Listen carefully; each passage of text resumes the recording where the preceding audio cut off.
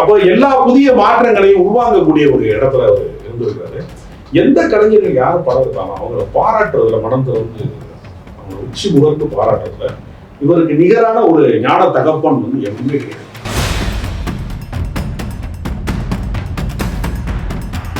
ஒரு அரசு வேலை பார்த்த அவர் வந்து சினிமா ஆசையில இங்க கிளம்பி வந்து பெட்ரோல் பங்க்ல வேலை செஞ்சு அதை வந்து கவிஞர் அடிமதி ரொம்ப அழகா சொல்லுவாரு. நெருப்பு தண்ணீர் குடிக்கிற நிலையத்துல வேலை பார்த்தாரு. பெட்ரோல் சொல்ல மாட்டாரு, ஒரு தூய தமிழ்ல சொல்றாங்க நெருப்பு தண்ணீர் பெட்ரோலை. அங்கேயெல்லாம் வேலை பார்த்து ஏன்னா ஒரு ஸ்டைலிஷா தான் இருப்பாரு. போய் பார்த்தீங்கன்னா டிஷர்ட்டு ஒரு டைட்டான ஒரு ஜீன்ஸ் போட்டுட்டு அவர் தன்னை வந்து ஒரு இளைஞரா ஃபீல் பண்ணிட்டே இருப்பார். அவருக்கு 84 வயதுனா அந்த அவருடைய இறக்குற வரைக்குமே அவருடைய மனசுக்குள்ள வந்து ஒரு இளமை மாறாதவராக தான் அவர் இருக்கிறார். நடிகனா வந்து ஒரு கேரக்டர் ஆர்டிஸ்டா வந்து அவர் வந்து ஜெயிச்சிட்டார். ஏன்னா நீங்க அந்த வருமாண்டி மாதிரி படங்கள்ல எல்லாம் புட்டனான்னு சொல்லி கூட ஒரு டைரக்டர் அவர் வேலை செய்வார். புட்டனா இன்னைக்கு வரைக்குமே ஃபேமஸ் கிடையாது.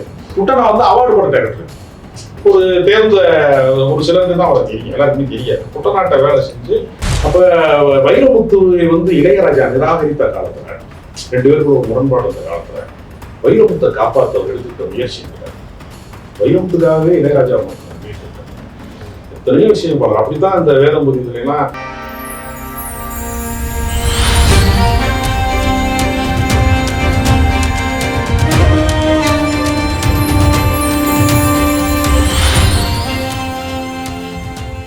வாகை தமிழ் நேயர்களுக்கு வணக்கம். இன்று நம்மோடு இணைந்திருப்பவர் திரு ராஜகம்பீரன் அவர்கள். வணக்கம்.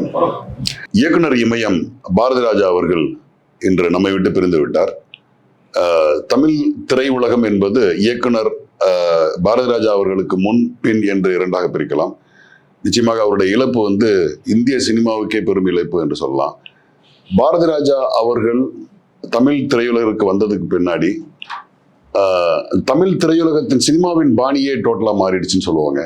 அதுக்கு முந்தியெல்லாம் வந்து நாடக கம்பெனியிலிருந்து வரக்கூடிய அந்த திரைக்கலைஞர்கள் அவர்களை வச்சு தொடர்ச்சியா வந்துட்டு இருந்தது. ஒரு டோட்டலாவே வந்து அந்த ஒரு பேட்டர்னே மாத்தி முதன்முறையாக வந்து அந்த அரங்குகளுக்குள்ள நடந்துகிட்டு இருந்த சினிமாவை கிராமப்புறங்களுக்கு கொண்டு போய் வெளிப்புறங்களுக்கு கொண்டு போய் கதை மாந்தர்களோட வாழ்வியல்ல ஒவ்வொரு சின்ன சின்ன நுணுக்கமான பாத்திரங்களையும் தேர்ந்தெடுத்து அவர் வடிவமைக்கிறதா இருக்கட்டும், அவர் இந்த காட்சி அமைப்பா இருக்கும், டோட்டலாவே ஒரு புது பரிமாணத்தை வந்து தமிழ் சினிமாவுக்கு தந்தாங்க. அதே மாதிரி நாயகர்கள் கூட வந்து பாத்தீங்கன்னா ரொம்ப புதுமையான நாயகர், வரலாற்று கதாநாயகர் மாதிரி இல்லாம ரொம்ப நம்மோடு அன்றாடம் பழகக்கூடிய ஒரு கதை நாயகர்களாகவும் கேரக்டராகவும் வந்து ரொம்ப அடையாளப்படுத்தி ரொம்ப நுணுக்கமா ஒரு அப்படியான ஒரு இயக்குனர் என்று கொண்டாடப்பட்டவர். தொடர்ச்சியாக அவருடைய திரைப்படங்கள் எல்லாம் வந்து ஒரு சமூக நீதி பார்வையா இருக்கட்டும், ஒரு பெண்ணியம் பேசக்கூடியதா இருக்கட்டும், டோட்டலா ஒரு புதுமையான மாற்றத்தை கொடுத்த ஒரு மிக பெரும் இயக்குனர். அவரை பற்றி உங்களுடைய நினைவுகளையும் அவரை பற்றியான கருத்துக்களையும் சொல்லுங்க. தமிழ் சினிமாவிலே இயக்குனருக்கு ஒரு நட்சத்திர அந்தஸ்து இருக்கிறது என்று சொன்னால் அதை முதலில் தொடங்கி வைத்தவர் வந்து ஸ்ரீதர் போன்ற இயக்குனர். அதற்கு பின்பு வந்த இயக்குனர்களினுடைய வரிசையிலேயே பல சமகாலத்திலே பாரதிராஜாவினுடைய சமகாலத்திலே மிகப்பெரிய ஆளுமைகளாக எல்லாருமே ஒரே காலகட்டம், பாலு மகேந்திரா, பாலச்சந்தர், மகேந்திரன், தமிழ் சினிமாவின் முகத்தை மாற்றியிருக்கிறேன் சொல்லக்கூடிய ஆளுமை மிக்க இயக்குநர்கள் குறிப்பிடத்தக்க பல பேர் தோன்றிய ஒரு காலகட்டம். மற்ற இயக்குநர்களுக்கு இல்லாத ஒரு சிறப்பு என்னன்னா, நீங்க தரையில் பார்க்கிற மனிதர்களை அப்படியே திரையில் கொண்டு வந்து சேர்க்கிறோம். அவருடைய எல்லா திரைப்படங்களுக்குள்ளேயுமே நீங்க பாத்தீங்கன்னா கமலஹாசன் வந்து ஒரு ரொமான்ஸ் ஹீரோவா வந்து ரெடியாகி வந்துட்டு இருக்கிறார். சாக்லேட் பாய் ஹீரோவா வந்துட்டு இருக்காரு. மன்மதலிகை மாதிரி விஷயம் படங்களை நடிச்சுட்டு அவர் வந்துட்டு இருக்காரு. அவரை கோவணத்தை கட்டி வெத்தலாக போட்டு மெல்ல வச்சு சப்பானிங்கிற ஒரு கதாபாத்திரத்துல வந்து நடிகர்கள் இருக்காரு. நீங்க அழகோலமா இருக்கிறவர்களை அழகுபடுத்தி காட்டுவதற்கு தான் சினிமா சொல்லுவாங்க. அவரு அழகா இருக்கிற ஆளை கொண்டு வந்து களைச்சு போட்டு பண்றது இருக்குல்ல. இப்போ பாலா போன்ற இயக்குநர்கள்லாம் இன்னைக்கு வந்து ஒரு கதாபாத்திரத்தை களைச்சு போட்டு ஒரு பரட்டையா இருக்கிறவங்க எல்லாம் செய்யறாங்க இல்லையா? இதையெல்லாம் உருவாக்குவதற்கான முன்னோடி யாருன்னு நீங்க பாத்தீங்கன்னா பாரதிராஜா. இன்றைக்கு தமிழ் சினிமாவிலேயே பல இயக்குநர்கள் அதற்கு பின்பு வந்து இப்ப வந்து மேற்கு தொடர்ச்சி மலை மாதிரி படங்களாக இருக்கலாம், பாரஞ்சித், மாரி செல்வராஜ், இதெல்லாம் இந்த கதாநாயகர்களுக்கு பின்பு போய் அவங்களுக்கான கதையை உருவாக்காம ஒரு கதை தான் வந்து முக்கியமானது எங்களுக்கு அப்படின்னு சொல்லக்கூடிய படங்களை எடுத்தவர்கள் யாராக இருந்தாலும் சரி, பாலா, மீர், சசிகுமார், ஒவ்வொரு காலகட்டத்திலையுமே வேறு வேறு இயக்குநர்கள். இப்போ வந்து சமகாலங்களில் வந்து வெற்றிமாறன், மிஸ்கின், பெரிய பட்டாளமே இந்த வரிசை இயக்குநர்கள் அத்தனை பேருமே பாரதி ராஜாவினுடைய பாதிப்பில் இருந்து. நீங்க தென் மாவட்டங்களிலே இருந்து ஒரு பொழுது படிந்த கிராமங்கள், வேர்வை பிசுப்போடு இருக்கிற மனிதர்கள், அழுக்கு மனிதர்கள், உழைக்கும் மனிதர்கள், சாமானியர்களுடைய வாழ்க்கை வந்து அப்படியே தத்துரூபமாக கொண்டு வந்து கொடுத்தது அப்படிங்கிறது வந்து பாரதி ராஜா. தேனி குஞ்சரம்மாள் மாதிரி ஒரு கேரக்டர் ஆர்டிஸ்ட்னா நீங்க கோடம்பாக்கத்துல கண்டுபிடிக்க முடியாது. நீங்க ஒன்றை போல ஒரு ஆளை உருவாக்குறதுங்கிறதுக்கு ரொம்ப வசதியா இருக்கிற ஒரு ஆளை வந்து ஒரு ஏழ்மையான ஒரு கதாபாத்திரமா மாற்று அச்சு அசலா அந்த மண்ணினுடைய மைந்தர்களையே நடிக்க வைக்கிறது. அந்த எக்ஸ்பெரிமெண்ட் படத்தை வந்து அவர் தான் வந்து செய்யறாரு. தொடர்ச்சியாக அவர் அந்த ஒரு படத்துக்கு தான் வந்து அவருடைய கதை. தொடர்ச்சியா பார்த்தீங்கன்னா 5 சில்வர் ஜூப்ளி வரிசையா அடிக்கிறாரு. கிழக்கே போகிற இது நீங்க கதாநாயகிக்கான எந்த இலக்கணமுமே ராஜியா இருக்காது. ஏன்னா முதல் முறையா அவங்களை கதாநாயகியா வந்து அறிமுகப்படுத்த வேண்டும் என்று கூப்பிட்டு வந்தப்ப அன்னைக்கு அவருக்கு அசிஸ்டன்ட் டைரக்டரா இருந்தார் பாக்கியராஜ். இன்னும் பூசணிக்காக கொண்டு வந்திருக்காங்க, எப்படி இதை வச்சு கதாநாயகி சொல்றது அப்படின்னு நேரடியாகவே சொல்லியிருக்காரு. பல பேரால் ஒப்புக்கொள்ள முடியாத விஷயங்களை அவர் தொடர்ச்சி பண்ணியிருக்காரு. மதுரைக்கு வந்து மண்வாசனை படத்தை வந்து ஸ்கிரிப்ட் ரெடியான உடனே ஹீரோவை போற வழியில பிடிச்சிக்கலாம்னு சொல்லி தைரியமா ஷூட்டிங் ஸ்பாட்டுக்கு போய் மீனாட்சி அம்மன் கோயில்ல சாமி கும்பிடும் போது கும்பல்ல வந்து ஒரு ஆளா வந்து பார்க்க வந்து வளையல் கடை வச்சிருந்த பாண்டியனை கதாநாயகன் ஆக்குற தில்லாம் இருக்கல.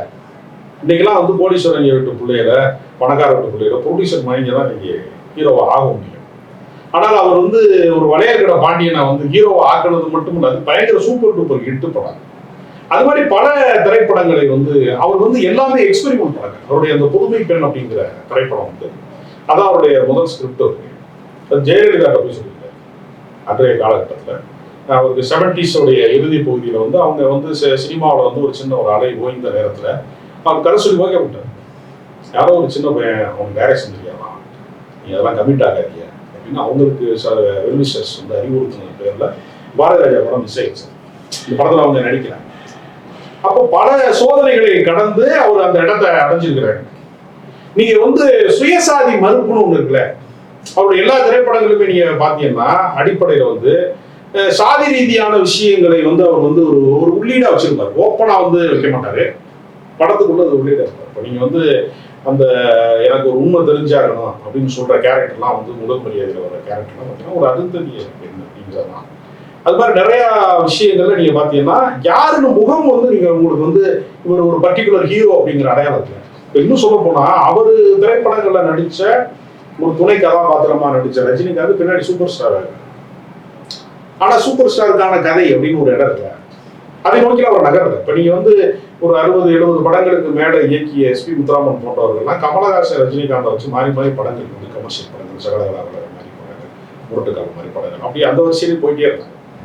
கமர்ஷியலா மட்டுமே திரைப்படங்கள் எடுப்பது அப்படிங்கிறப்ப இவர் அந்த பக்கம் போகவே இல்லை. அவரு ஒரு அறிமுக நாயகனாக வளர்ந்து வருகிற வரைக்கும் கமலஹாசன் அவர் பயன்படுத்துறாரு. அப்புறம் வந்து அவர் வேற வேற கதாநாயகன் நோக்கி போறாரு. பெருசா வந்து ஹீரோக்கள் பின்னாடி அவர் போகவே இல்லை. அப்படி ஒருவேளை வந்து அப்படி முயற்சி செய்யறதுக்கான வாய்ப்பு வந்து கொடி பறக்கிறது மாதிரி படங்களுக்கு வருகிற போது ரசிகர்கள் என்ன சொல்றாங்கன்னா, இது பாரதி ராஜா படமாவும் இல்லை ரஜினிகாந்த் படமாவும் 2 கட்ட படமாக சொல்றாங்க. அவருக்கு அது அந்த ஏரியாவே இல்லை. தன்னோட பணிபுரிந்த ஒரு உதவி இயக்குனரை கதாநாயகனாக மாற்றி பார்ப்பதற்குல பாக்யராஜன் ஹீரோவா இருக்குது. அது மாதிரி ஒரு கேமராமேனை வந்து எண்ணுயிர் தோழன் பாபு வந்து கதாநாயகனாக, இதெல்லாம் வந்து ரொம்ப அசாத்தியமான துணிச்சல்.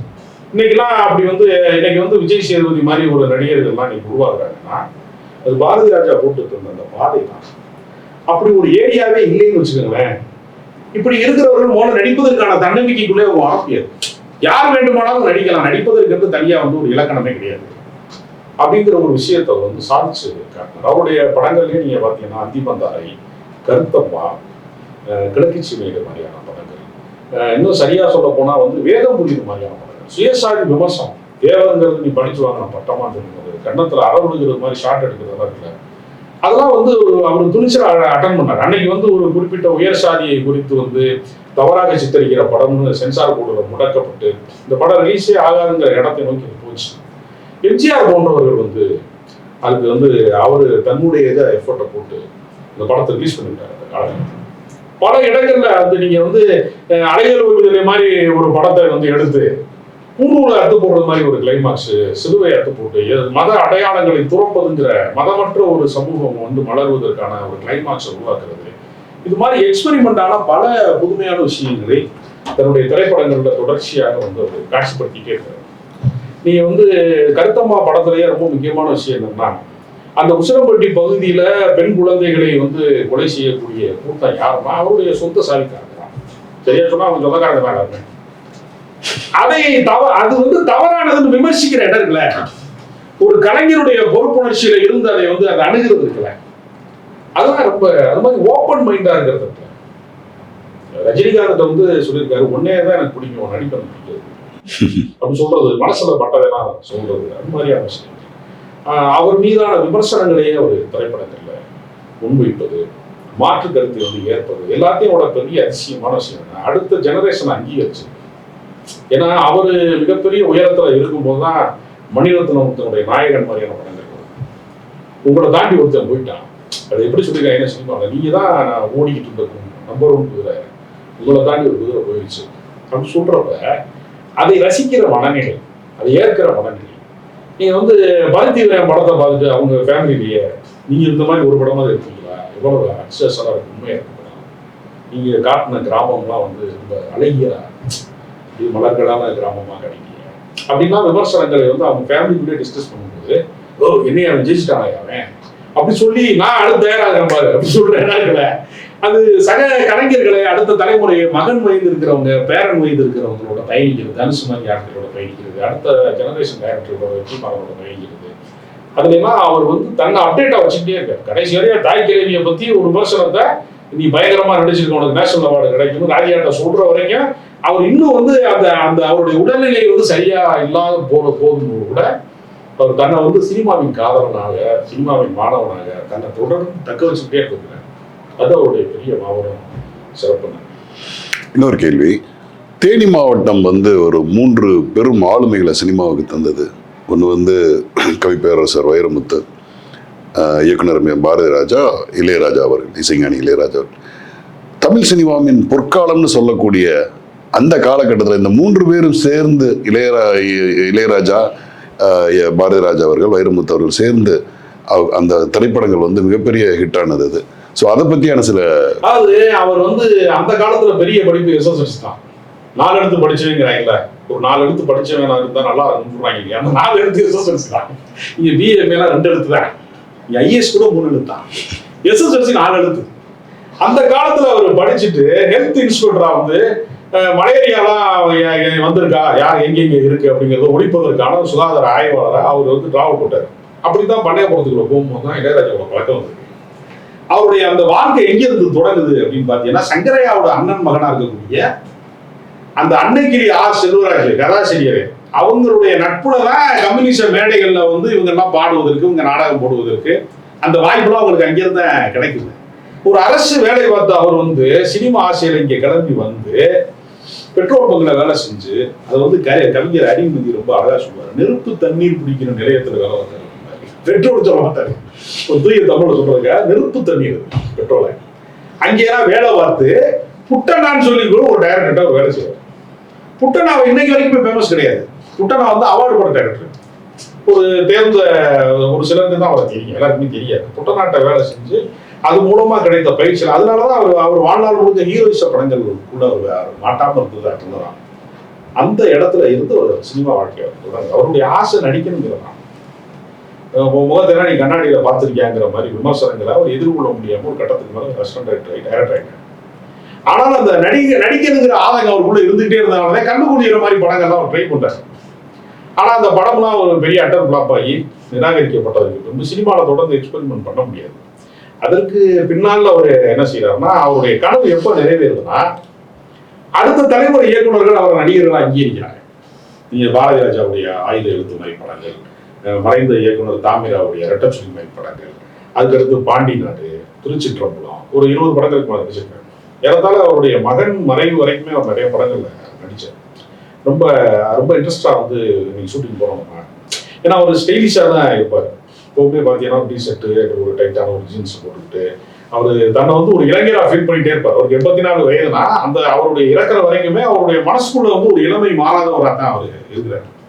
நடிகனா வந்து ஒரு கேரக்டர் ஆர்டிஸ்டா வந்து அவர் வந்து ஜெயிச்சிட்டார். ஏன்னா நீங்க அந்த வருமாண்டி மாதிரி படங்கள்ல எல்லாம் அவரை வந்து நடிக்கிறதுக்கு வந்து கமலஹாசன் அழைப்பு விடுறாரு. அந்த மண் சார்ந்த ஒரு இடத்துல வந்து நடிக்கணும், கரெக்டா அவர் நடிச்சா அப்படின்னு சொல்லும் போதுதான் ஓ இன்னைக்கு வில்லனா நடிக்க கூப்பிடுறானாயா, அவன் ஹீரோ இருக்கிறதுக்கு நான் வில்லனா இருக்கணும்யா, நான் நடிக்க முடியாது போயா விளையாட்டு இருக்காரு அவரோட தூது வந்த ஆட்களெல்லாம். அப்படி அவர் எல்லா விஷயத்திலையுமே அவருக்கு பிடிச்ச விஷயங்களை மட்டுமே பண்றது அப்படிங்கிறதெல்லாம் நீங்க வந்து கிழக்கு சீமையில மாதிரி படங்கள் அதெல்லாம் வந்து நீங்க வந்து இப்ப நீங்க எவர் கிரீனா எப்பவுமே அதை வந்து நீங்க பாத்தீங்கன்னா வைரமுத்தை வந்து அவர் முதல் முறையா சந்திக்கிற போது வைரமுத்து வந்து அவருடைய புத்தகத்தை கொடுத்துட்டு நான் வந்து பாடலினுடைய முகத்தை மாற்றுவதற்கு அடுத்த கட்டத்துக்கு கொண்டு செல்வதற்கு நான் முயற்சி செஞ்சுட்டு இருக்கேன், நீங்க வாய்ப்பு இருந்தால் பயன்படுத்தி கொடுங்க அப்படின்னு சொன்னவங்க இவ்வளவு சூடா ஒருத்தர் சொல்றானே அப்படின்ட்டு அவர் ஒரு ஃபிளைட்டை பிடிக்கிறதுக்காக ஏர்போர்ட்டுக்கு போறாரு. அது 1 மணி நேரம் தாமதம் ஆகுது.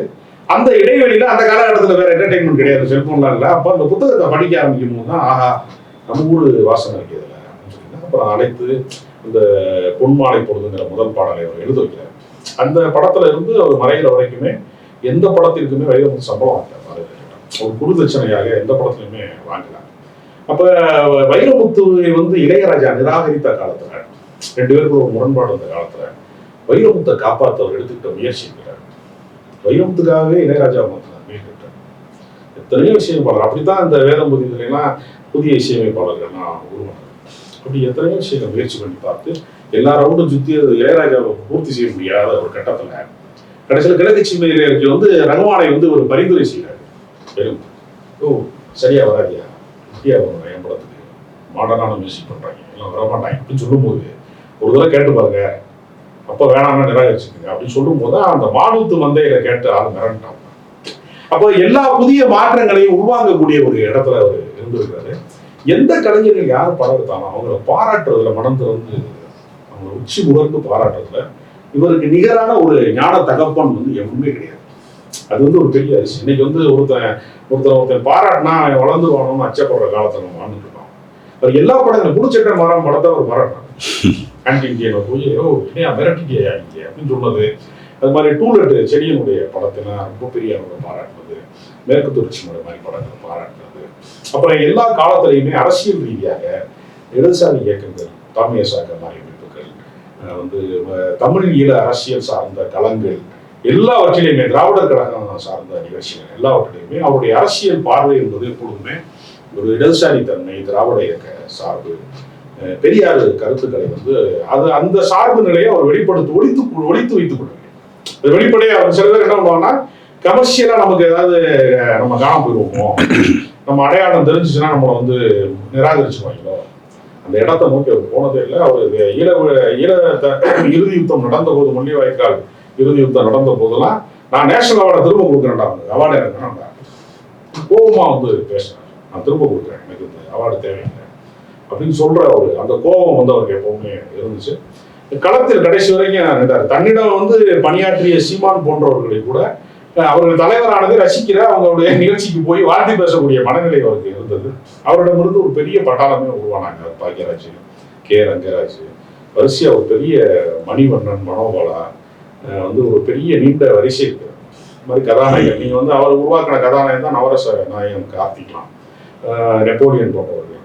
இந்த மாதிரி வரிசையா ரேவதி, ராதிகா, ரஞ்சிதான்னு ஒரு பெரிய பட்டியல் வந்து நீளும். நிறைய திரை நட்சத்திரங்களை வந்து ஒரு அறிமுகப்படுத்தி இருக்கிறது. தொடர்ச்சியாக வந்து ஒரு திரை இயக்கமாக கதாநாயகர்களுக்கு பின்பு போகாமல் கதைக்கு பின்னால் மட்டுமே கடைசி வரைக்கும் போனான் ஒரு இயக்குனர் என்பது அவருடைய தனித்தன்மை. காலம் அவரை நம்ம விட்டு எடுத்துக்கொண்டாலும் அவருடைய கலை படைப்புகள், அவருடைய திரைப்படங்கள் இன்னும் 1000 ஆண்டுகள் இருக்கும். அதுவரையும் அவர் வாழ்ந்து கொண்டே இருப்பார். அவரை பற்றிய நினைவுகளை பகிர்ந்தமைக்கு மிக்க நன்றி. வணக்கம்.